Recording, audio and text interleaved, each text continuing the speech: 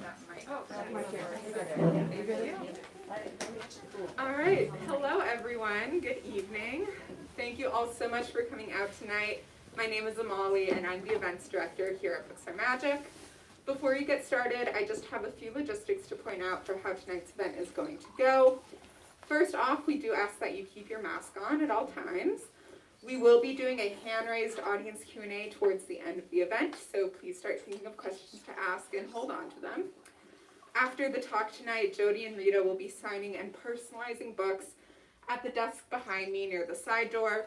We do also have additional books available for purchase, and there are these wonderful free tote bags that my coworker Anna is displaying right now. You're welcome to grab one of those on your way out or to the signing line after the conversation. And lastly, if you're joining us virtually on the YouTube live stream, we would love to encourage you to buy a copy of Via Carota online using the link in the live stream description. All right, so with all that in mind, we are very excited to introduce chefs Jody Williams and Rita Sodi, who are here celebrating the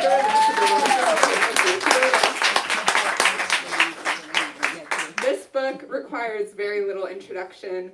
Via Carota, located in the heart of the West Village, has become a staple of the New York City food scene, and now we all have the pleasure of attempting Jody and Rita's fantastic Italian-inspired recipes in our very own kitchens.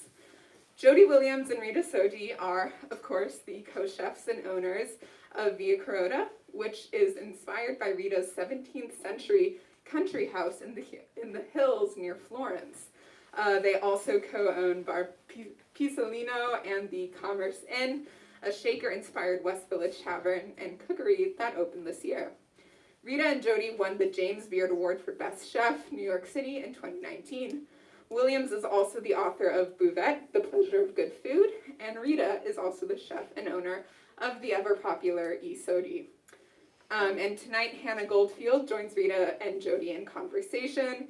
Hannah is the food critic for the New Yorker magazine, where she writes the weekly Tables for Two restaurant column, as well as food-related essays and reported stories. All right, that's all from me. Without any further delay, please join me in welcoming Jody, Rita, and Hannah.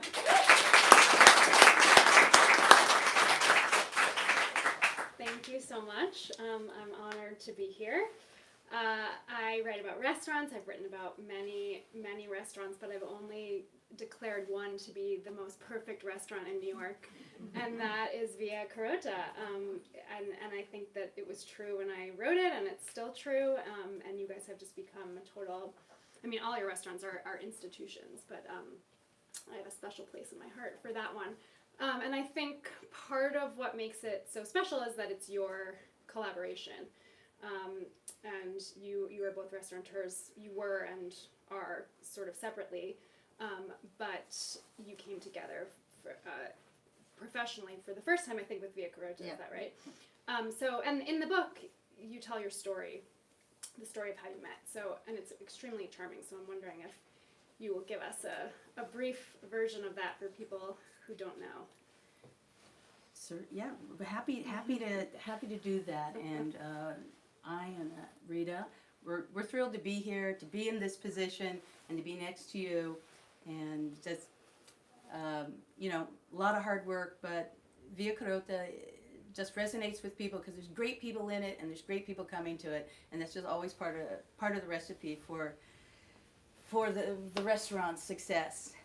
But to your question, which is how we met and how we collaborate even is, you want me to tell it or you tell it? Yeah, you have to tell them. All right. So, all right. The 32nd, like 15 years ago. We've been together 15 years and married 8. I don't know. 8. This is where I'm the failure wife, right? So, and married for 8. I think so. Oh my God. All right. More or less, yeah. Right. So about 15 years ago, I had a group of friends saying, you should meet this woman. You should meet this chef. Do you know her? You got to meet her. And like months go by, and I'm busy doing what I'm, working. And then another group of friends is saying, you got to go eat at this restaurant. You're going to love this restaurant. Have you been there? You got to go there. 3 months go by. Finally, I figured out it's Sodi. I got to go in there. And of course, it's a tiny storefront on Christopher Street. And it's got ribbed glass window, so you can't really see in it, and I can't see over it, and you step into the foyer, and there's this door that slides, and I can't figure out how to open the door, and I can't, and so I make all this noise, and I embarrass myself. I just say, forget it. I leave. I make another attempt to get in the front door, and I got the door open, and the bartender says, we're closed, and I'm like, 10:30, we're closed. Attempt number 2. You were not very busy at that time. That's true, and okay, so third attempt, I got in, and I sat at the bar, and there was a small handwritten menu in spring that had 4 asparagus dishes in it, which was bold and just awesome, and I had them all. And I had antipasto, and I had wine, and I sat at the bar, and it smelled, it felt, everything about it took me back to where I had worked in Italy, because I had left New York to learn to cook in Italy and stayed there 5.5 years. Anyway, way over 30 seconds that I promised. I saw Rita sitting at the bar. I saw Rita sitting at the end of the bar, and I said, I'm going to go introduce myself. Chickened out, walked by, used the bathroom, came back, ate 2 desserts, tried again, went in, washed my hands. Finally, so I started paying visits to Sodi to say, hey, I work around, I'm a chef, and then next week, I come by, got fired, but never mind. but if you could recommend your linen company or so I was making up excuses, and I got her phone number. And then we start, and then I think it dawned on her that I liked her, right? But you fill in the rest from your experience. I had beautiful strawberry. They're coming from the market from Jody. Yeah. Right? Yeah, but and then that was that we met, and we've been working ever since. Working on us, working on this city, working on restaurants or Via Carota or Sodi, and you mentioned Sodi wasn't busy, and it's true. I remember Buvette wasn't busy. We always had the big table and table of 1 always open, and we thought we were busy, and it was scary some days. It's like, wow, okay, it's over. We're not going to make it. And it took years to get here, and it took years. I wasn't a chef till I was maybe over 35 or 40. I mean, we are late bloomers and just hammering away. So that's us. I love that. That's a much more elaborate version. I guess I like this thing. So. I was like, oh, we got to make this short. I can't do this. That's why I say, She's the talker, yeah. No. So you actually met before you opened Buvette? I think I was. You were about to. I was working and Okay. doing it. Okay. It was in progress. And then at what point, so obviously to fast forward a little bit, both restaurants became very successful, or at least more successful than they were, maybe not what they are at this point. But Especially when somebody wrote that there was this perfect place. well, that was after. That was after Via Carota. But so how did you decide to open a restaurant together? You both had these thriving West Village places, and you thought we need a third. To see each other. Yeah. No, that was the joke, And Rita has this Italian expression. What is it? Oh, I have a lot. Oh, right. She has an Italian expression that says, every joke tells the truth. And so we would joke like, well, we should open a restaurant together so we could see each other. Because she was on the line, expediting, doing the pasta. And she had no cooking. I've always cooked. I worked in food all my life as a kid. She leaves fashion. She opens up Sodi. And why am I talking? And then she's there like breaking down the restaurant, cleaning the restaurant, placing your orders in the middle of the night. That's what you do. And so we thought, we'll see each other if we open up a restaurant. Yeah. But also too, being in the city, I have to say, like you look around and it's awesome and it's always inspiring. You see people doing small things and big things, and you say, why can't we? And so we had a little bit of that. Well, why can't we? And that out of naivete or naivete, whatever, why can't we do it? So we said, let's try, let's do it. Nothing to lose. So we looked down the block where Via Carota is today. It was a Thai restaurant. And Rita had this big smile on her face. I said, okay, we're doing it. And we didn't know what it was to become. We just knew we were going to try to do something.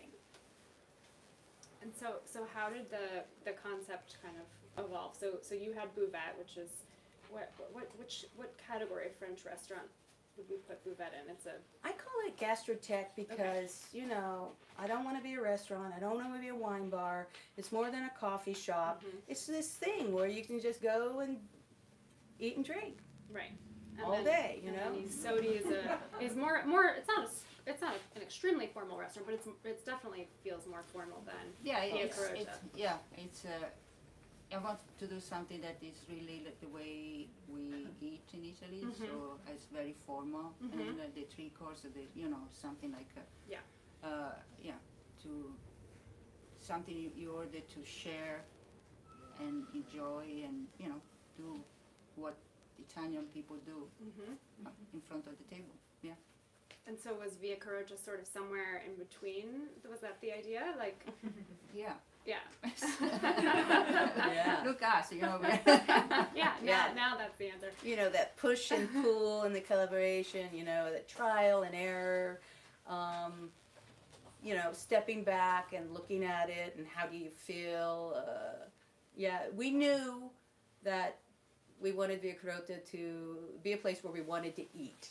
And to make that possible, we love to live in the area of the contorni, the side dishes, you know what I mean? So we like, whoa, the beans and all that down there, the forgotten little things. We wanted a menu. We wanted to open that up, and that's your menu, and do what you want, you know? Have this, have that, and relegate pasta to a smaller part, and meat and fish, and that's what we accomplished, you know, because we felt that we could eat that way every day. So it really was a restaurant that was going to feed us, and, you know, and another Some other 1,000 people. people. And you also, I think, it's named, of course, and this is in the book also, and I think it was mentioned in the intro. The restaurant's named for the street where your family's house was, or was your house? Yeah, it was my house. a house that you bought as an adult. and Jody. You lived there. Yeah, or we you lived shared there it. Okay. for a while. So you always knew it was going to be an Italian restaurant. Yeah, I think that we didn't even say, right? I think that we just. Yeah, I don't think we didn't have a plan. We just like create this chaos, this energy, and something comes out of it, and yeah, that seems right. Move that over there, or I don't want to eat that. I don't know. You know, but yeah, it started to become clear as and Rita named it Via Carota after I came up with really atrocious names. Like what? Do you remember? Oh yeah, I have a list of names that have all been like my GoDaddy. I mean, I should own GoDaddy. I'm like, GoDaddy, that one, that's so good. It's gonna be called Dilly Dally, and we're just like, wait. And so, but that's a collaboration. You gotta just listen and say, okay, it shouldn't be called. Let's call it Via Carota. Right. No, so I come up with the terrible names. I'm good at that. Bar Pizzolino, her name. Yeah. Oh, that's another good one. Yeah. Which actually we were just talking about. Can you explain the meaning? So, and Bar Pizzolino is your, how would you just what's the category of that? I'm being It's a very bar. taxonomical. It's a bar. classic- Well, it's it's called a Bar Pizzolino. Classic Italian bar. Yeah. Yes, with Yeah. aperitivi and coffee and Yeah, all the most day beautiful Italian. little sandwiches and other treats. Yes. Yeah. Will you explain? Will you? I think that the name is so fun. Will you explain? Oh no, go for it. I don't want to be that. No. I don't want to be the overtalker. You do it. You do it. You do it. I hate to interject, but there are some folks who are having a little bit of hard time hearing Oh. back here, so if you could speak into the mic So if a I, little bit more, yeah, that'd be I great. will. Thank I will take the mic out of my lap. Right. It doesn't work that. It doesn't. Yeah, unfortunately they're not. Yeah. So here, I'll tell. All right, Bar Pizzolino. Pizzolino means sweet pea, and it's sort of slang for little dick. And because Bar Pizzolino sits on the apex of Sheridan Square, where the circle of gay history thrived, and then we're so old that we thrived there. You know, we were there.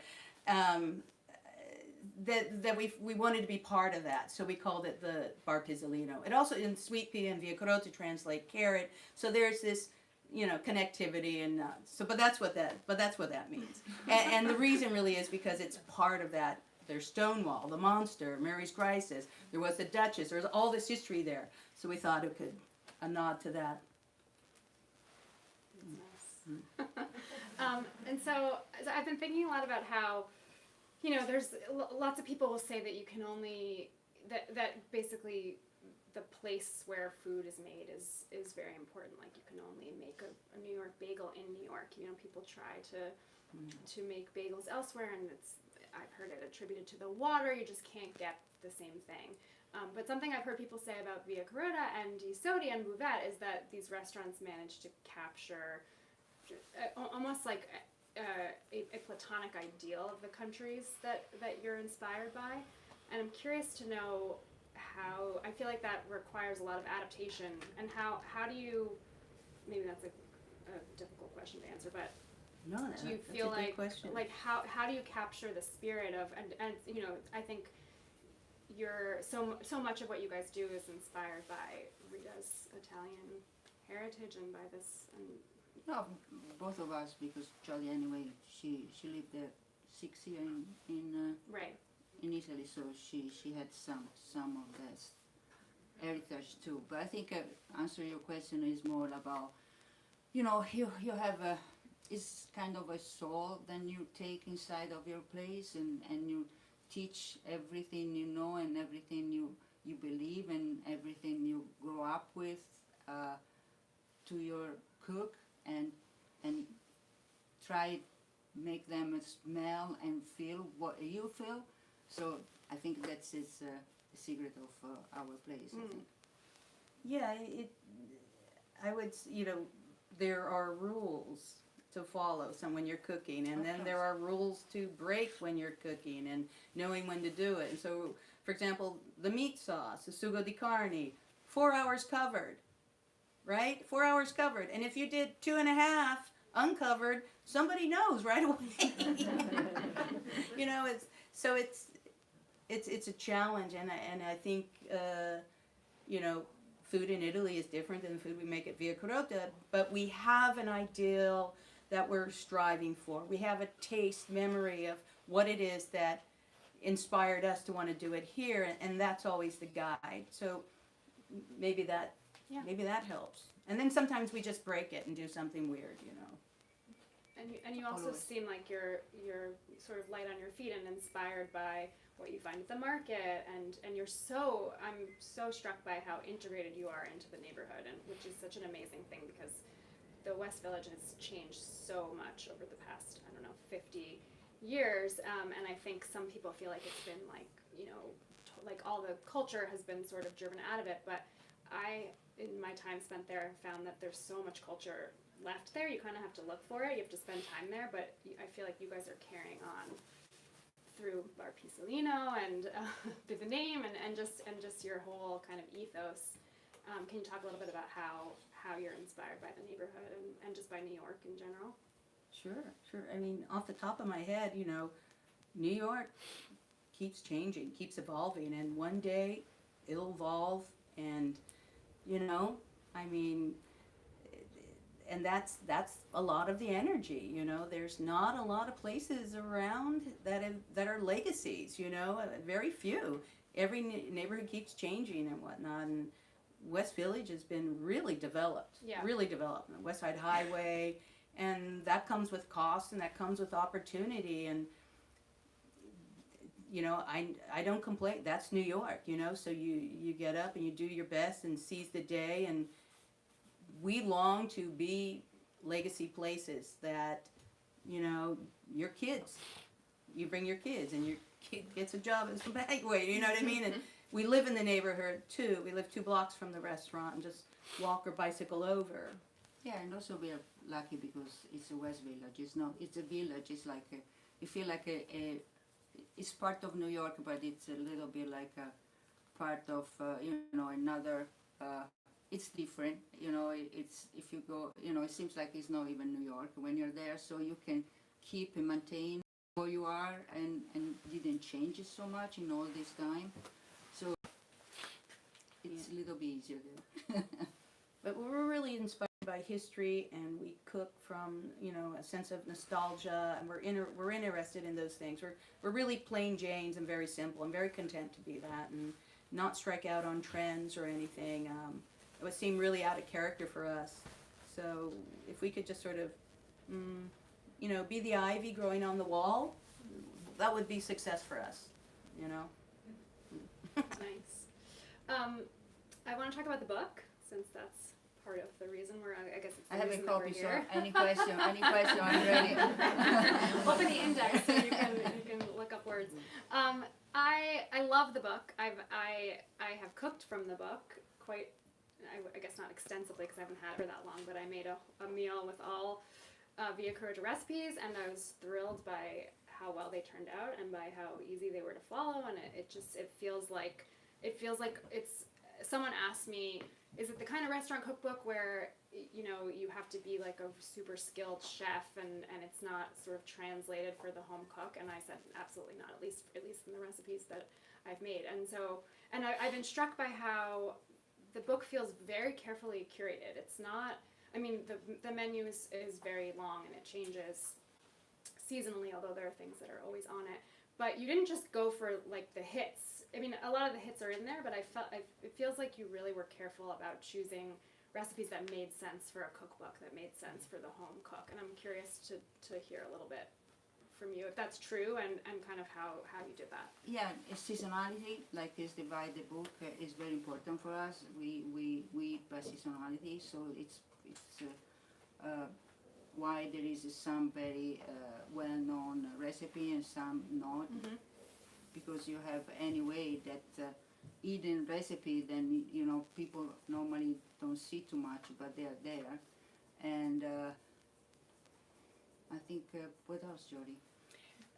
Well, I think when we're at home and let's say it's a holiday and it's just Rita and I at the table, we will be at that table for like 4 hours, and that is like one of our favorite things to do in life. It just sit there and be there, and off to one side you have, let's say if it's in December, you'll have chestnuts and, you know, toroni, and you'll have all this, and over here you have your next course waiting, and so we wanted to bring that to the book because it's going to be in your home. So how do you fill out that table and create that meal, whether it's in summertime and we're grilling everything. So that was one idea. And the truth is that we really don't write too many recipes. We just sort of like, if I had to follow a recipe, I would probably not do well. I will read a bunch of recipes or I'll listen, or most of it's a verbal tradition of how we cook. And especially in Italian, you know, that's really, someone would share, oh, that's great, I'm going to do it, you do it like this, and you actuate, you do it. So Anna Colville really is a great writer and essential. She's a chef herself and captured everything and put it together for us. So kudos to Anna for really getting everything in here and working with us so it could work in the book. And we're like, oh, no, well, Rita does panzanella that way. I do panzanella this way. But do you want it with celery? Do you want it? I was doing green olives. I can't do anything twice the same way. Rita's precision. So there's this a little bit of disaster that I think generates creativity, but I have to say Anna sort of nailed it and helped us put it there between the pages. Right. And Confession. So that I'm interested to talk a little bit more about the fact that you guys don't cook from recipes, and restaurant kitchens don't use recipes in the same way that a home cook would. And yet an important part of running a restaurant to some degree is consistency. Like there are recipes. So how do you, like when a new chef arrives or new cook arrives at Via Carota, how are they taught how to make, you know, they just literally watch the other cooks do it? Is that... Oh yeah, watch, listen, you know. Taste. I mean, you give everybody, you land in this kitchen and you gotta like let your senses sort of calm down, because you're gonna hear the sizzle, you're gonna, you know, see, you know, all that, you gotta hear and see, and it's overwhelming, and people will you're calling out this and this, it's another language. What do they mean? Six fungi, do this, right? So it takes a while just to acclimate and land, and then tune in and just sort of watch, and then and then we talk and taste. You have to calibrate everybody. Like this is what I do. This is my pinch of salt. Boom. And I'm like, that was your pinch of salt. I said, watch, look, that's a pinch of salt. So I don't know. And then it's chemistry, and it's patience. And it's finding what you're good at in a kitchen and starting there and building confidence and inspiring people to reach. You can do that. Today we're going to do it because no one else is here. Come on. So, I think that's really how cooks are developed, right? Sensitivity is very important. It's very important, sensitivity. And if you like the food, I think you're much more, you're a better cook. Mm-hmm. And you gotta love it. You can't be angry and you gotta hey, I can't make an onion. I can grow some, but you have to come with a little bit of reverence and respect for things. Mm-hmm. So now I'm getting more. I'm making myself more and more curious about the kind of mechanics of your working life. So you have how many restaurants? Let's see. You have Via Carota, Buvette, Sodi, Commerce Inn, Pisolino. You just opened a store. What does a day look like for you guys? Are you just running around to all of these restaurants and popping in and making sure that the trains are running on time? That's what we do. Are you cooking at all during an we average do day? a little bit of everything, whatever it needs to be. You just sort of pop in and start chopping things, or that's Cooking. below your pay grade, I guess. No pay grade. Or you're the bosses. There's it's a really intense, busy day, and a cookbook just happened, and wow, it's just awesome. Like, I didn't know, hey, here we are. I didn't know. This idea, let's capture the recipes. People ask, it'd be great. Via Carota deserves it, and so it adds more, and then you add more, and we thrive in stress. We thrive. So this is good for us. If we're not busy, nothing. It's all or nothing, a little bit, and when there's us and there's other people, so working hard is building opportunity for other people. Our success is other people's success, and that's important. So that's a motivation. And then just, why not? Why not? Yeah, that's not a lot of people ask themselves that question, I think, but we're so lucky that you do, because it's produced such amazing places and such amazing food. So you mentioned that the cookbook is divided by season. Yeah. Do you guys have a favorite season, or can you not? Some seasons are more obvious seeming than others because of the bounty of. For me, it's produce. spring is the best season. Well, four asparagus dishes is indicative of your love of asparagus. Yeah, and also you're coming out from winter, and there is no color, there is the same taste and everything. So you're having spring, you have color, fresh, and everything. So I love the spring. Yeah. You too? Summer. I love summer. Watermelon, tomatoes, everything, grill, outside. I tend to cook more fish in the summer. I think of Italian food as a regionalist. Rita thinks of Italian food as a Tuscan. I mean, Tuscan. The rest of Italy is almost like a foreign country. And I worked 3 years in Reggio Emilia, and I worked 3 years in Rome, and it's the same everywhere. Same cut of meat will have a different name in 20 different places.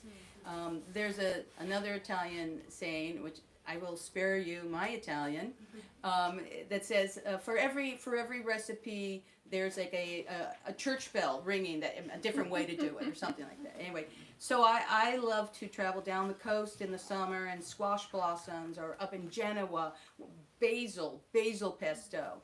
And then it's fall, and I'm like, okay, right, I'm ready for something else. Hard to leave it behind, and I'll move into, porcinis or whatever. Cabbage.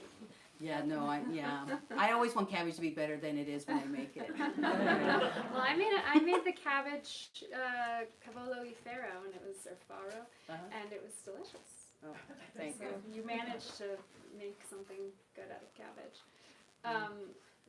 Do you guys take do you make a point of traveling to Italy every year, or do you have time for that? It's 5 years I'm not going in Italy. 5 years. Yeah. Oh god. Yeah, it's a long time. Yeah. And why haven't you been to Italy in 5 years? Why, Jody? Been a little busy. Well, and then there was that pandemic Well, yes, thing, Yes. right? There was that pandemic thing, really? Yeah. And hard for everybody, and restaurants the same. And then you were, so you're overdue. Yeah, I overdo. You're overdue. How did you guys weather the pandemic? You weathered it well. I'm curious to know if you kind of just held on for dear life. Is that sort of what happened? I will say I was so impressed by I don't remember when you sort of built out the Via Carota patio, but it's somehow you managed to extend the feeling of the restaurant to the street in a way that it's so hard for any restaurant to even just adjust to having outdoor seating like that, but everything's just so even on the patio, and you feel sheltered from the street in a really nice way, and it just felt like. But you still have fresh air, because Yep, outdoor is outdoor. exactly. Yep. I don't know And what you up didn't- with and it's not- indoor, outdoor. right. Outdoor is fresh air. Yeah, it was tough.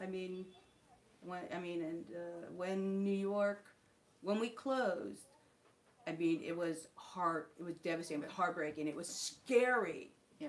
We did the same day. March 15, I will remember for a while. Yeah. Yeah, my Oh,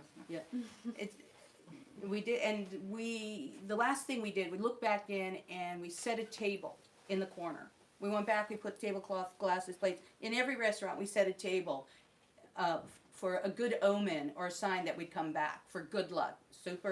Super suspicious. Wow. Not suspicious, superstitious. Excuse me.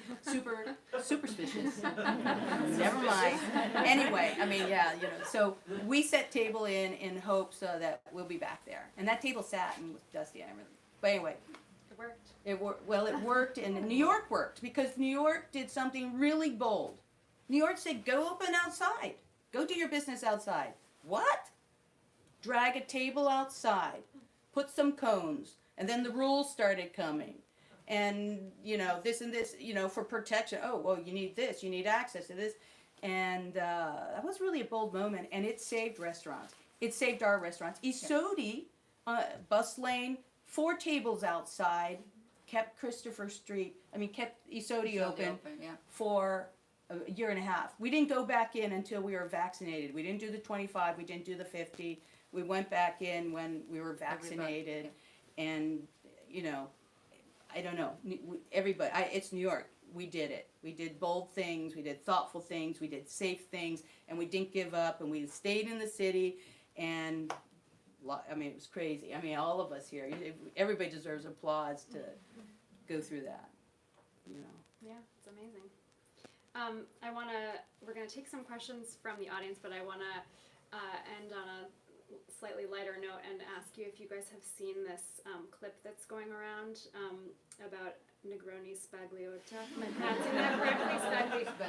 Spagliato. Oh my god, that was so wrong. Have you seen this? No. The first thing I thought of when I saw this clip was Via Carota, so I'm not going to do a British accent.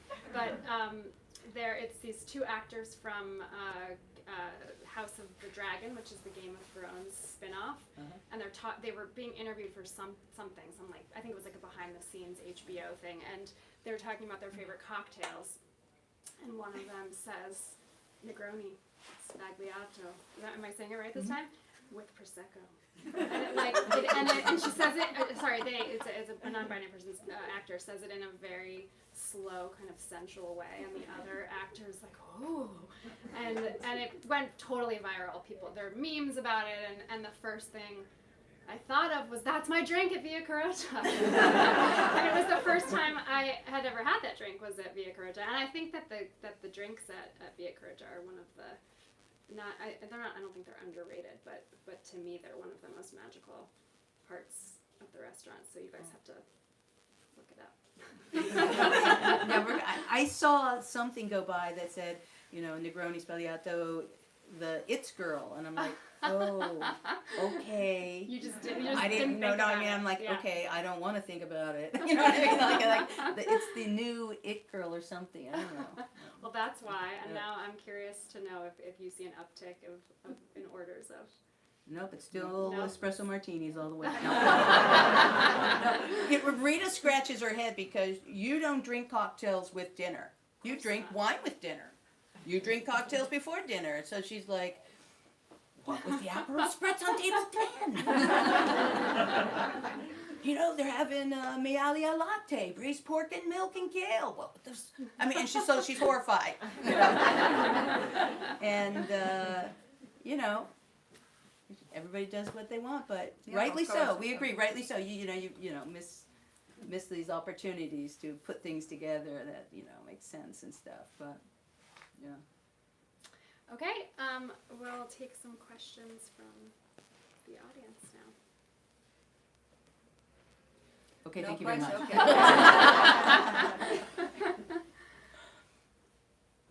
I would like to know who rules the kitchen at home. Who rules the kitchen at home? I'm supposed to repeat the questions so that everyone can hear Who them. rules the kitchen? I'll help you. Who rules the kitchen at home? Depends the day. Yeah. Go for it. Tell a story. The story. Okay, so we have to cook separately, right? Right. We have to cook separately. We give each other space. I think I'm the great sous chef. I'm always helping out. I can clean. I'm a buzzing all around. That's nice. Look, all done. And but if we cook together, like I cannot touch anything. yeah, that's my pot. That's my pot. Don't touch it. Like I was doing just rice and curry last night, and she went to touch my pot of rice, and I'm like, that's my rice. I got it on a timer. So we definitely know to give each other space. And I do this obnoxious thing, like if she gets near my drawer or something, I'm like, no parking. Like, do not even reach over that. We have induction at home, which I love, and I didn't think I'd love induction, but I love induction. And I ate it. she ate You it. hate it. I want to say you influenced me into buying an induction stove, and I wrote something about my induction stove, and I mentioned you because a friend pointed out that there was a photo shoot of your kitchen in Architectural Digest. Is that right? And I was thinking about an induction stove already, and I saw your stove, and I was like, if Rita and Jody have an induction stove, I'm getting an induction stove. Jody But- love it. Love it. That gas. Oh, is it on? Is it high? Is it low? Just give me number 3. Boom.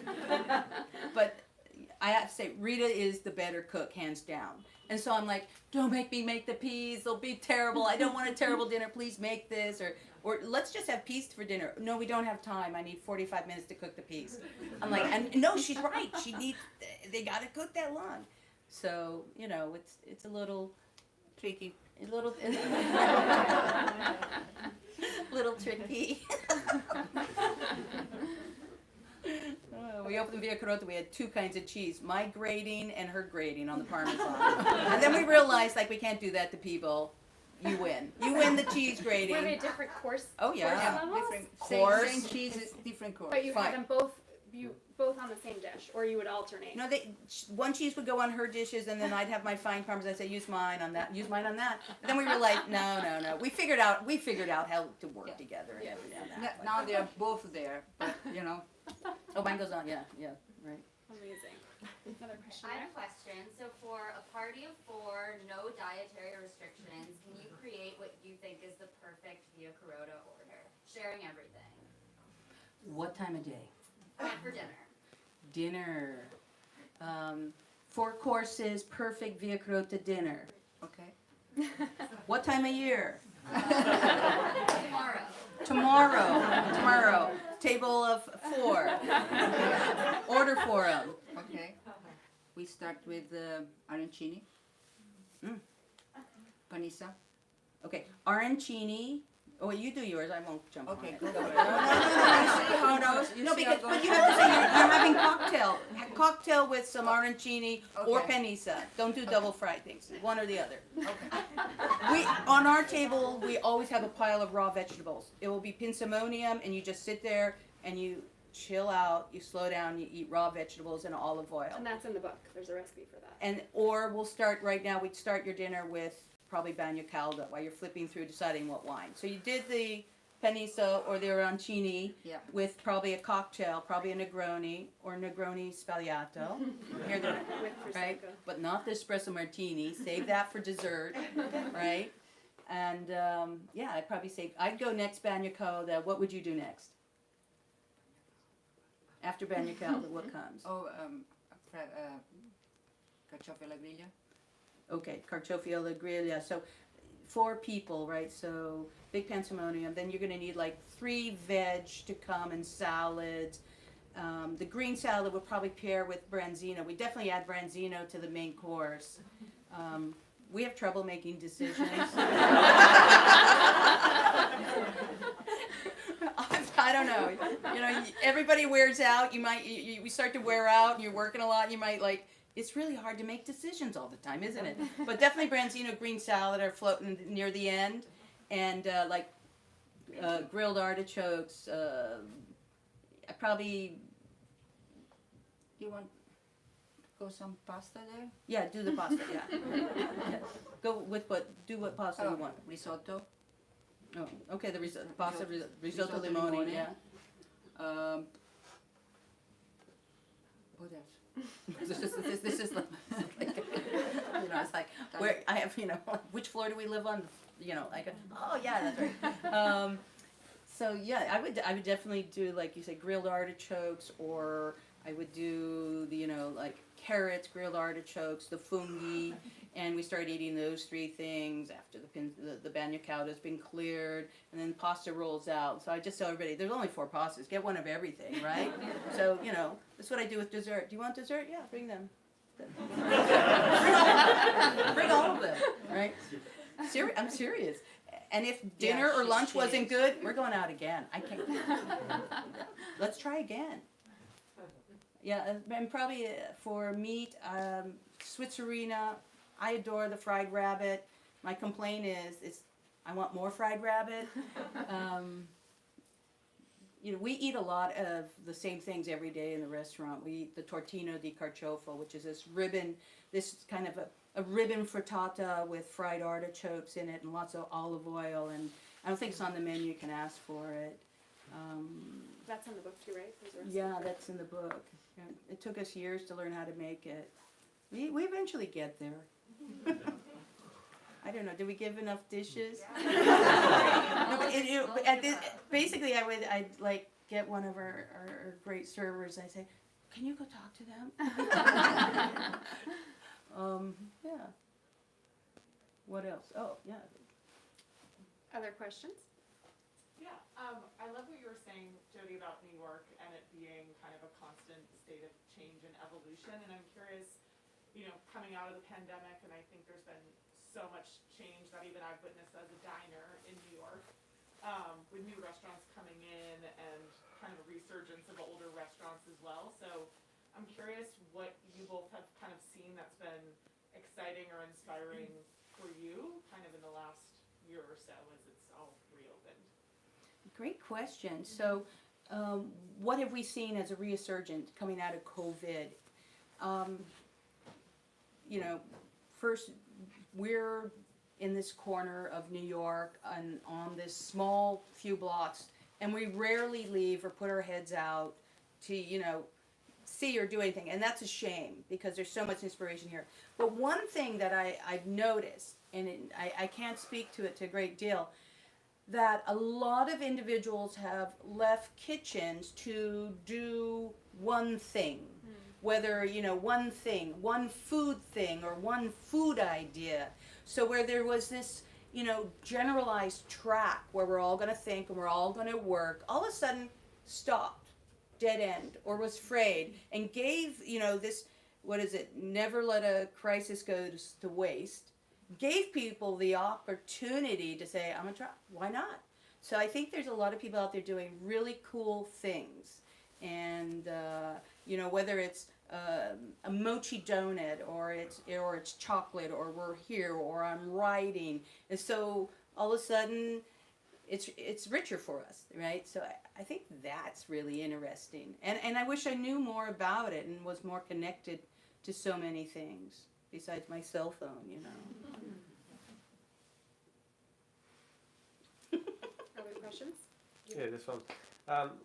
Taking that maybe a step before COVID, when did you, as business owners, when did you feel like the business passed through the valley of death and made it to the other side and became an ongoing concern? Was there an event that took place or something that really gave you the assurance that, yeah, we're sort of, got a platform now?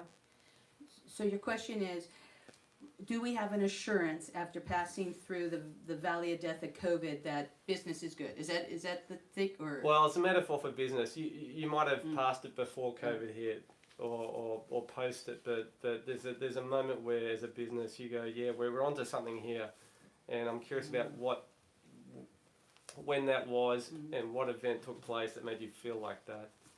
Yeah. I don't think we feel Never, like yeah. that. I mean, I wish. Can I get some of that? I mean, that confidence. No. I mean, I wish. I wish. Also, when everybody was at the vaccine and everything was not really confident. It's our 6 feet were still there, and take care of each other, and don't talk more than 5 minutes to each other. In the kitchen? Everywhere. Everywhere. Too much over there. Not too much, too many specials, so the server doesn't have to Wow. stay at the table too long. All these rules, they stay there for a long time.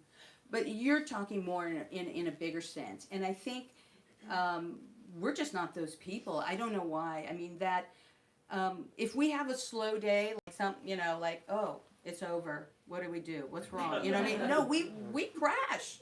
I mean, we're so connected to these places. This is our identity or anything. It's like, and business, the city, everything, it comes and goes, up and down. So we're keenly aware of that, and don't allow ourselves to enjoy any success because it might not be there tomorrow. But this is crazy. I'm not saying it's right. Yeah, we should be happy. Like, come on, this is super special to be in front of you. But we're just not sort of made that way.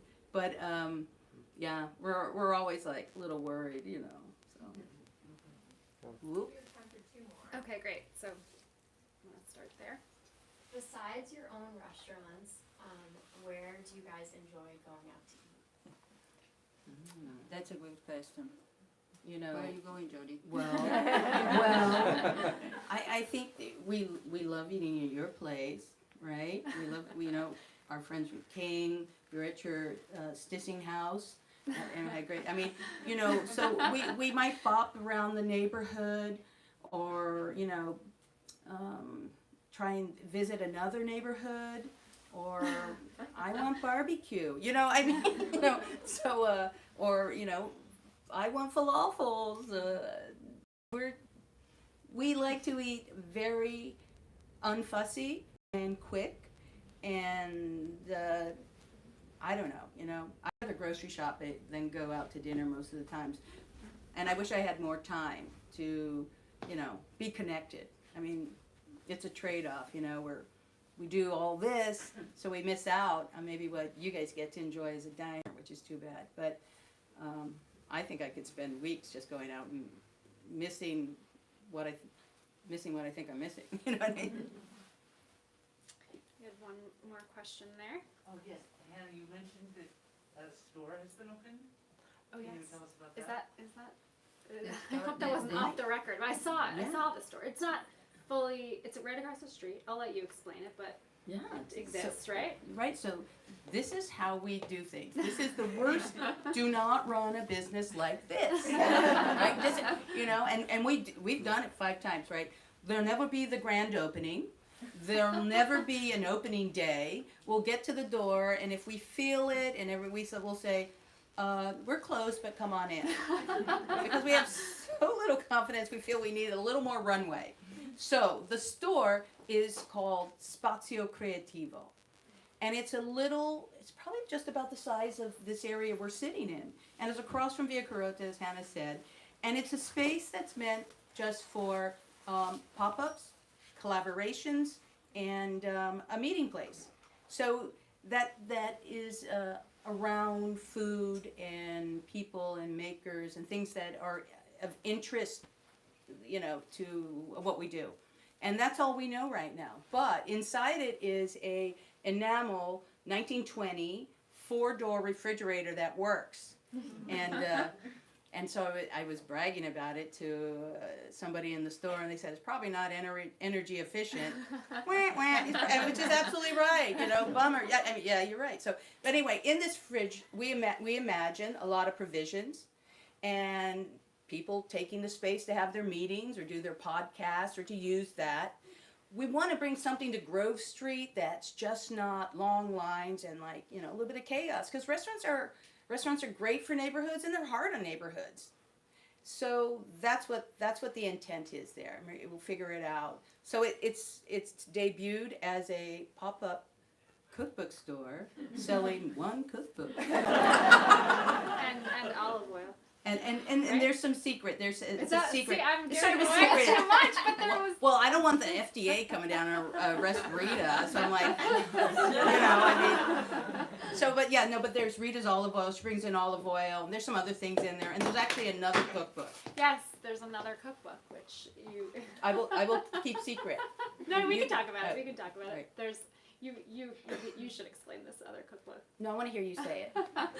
There's a woman who lives above Via Carota, right? Whose name is Rhoda. Rhoda. And I'm our pretty neighbor. sure, I took a look at the book, I'm pretty sure it's self-published, we're not positive, but Jody told me about it with true glee. It's called am I going to get this right? It's called The Lazy Slut. The Lazy Slut Cookbook. Lazy Slut.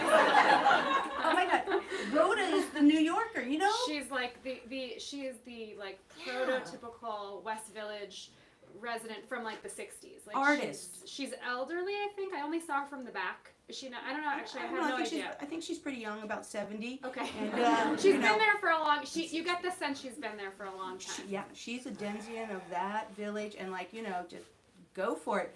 She shows me. I wrote a cookbook, Jody. She hands it to me, and it's called The Lazy Slut Cookbook, and it's so fantastic. It's so fantastic, and she signed them in the store, and the inscription inside is what, Rita?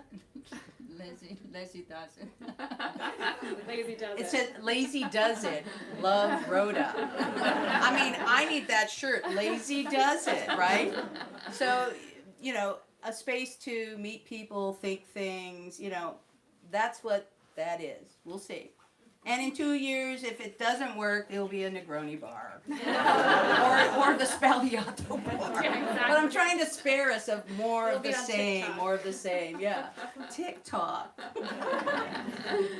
Okay, well, thank you so much. Thank for you. that. Thank you, everybody.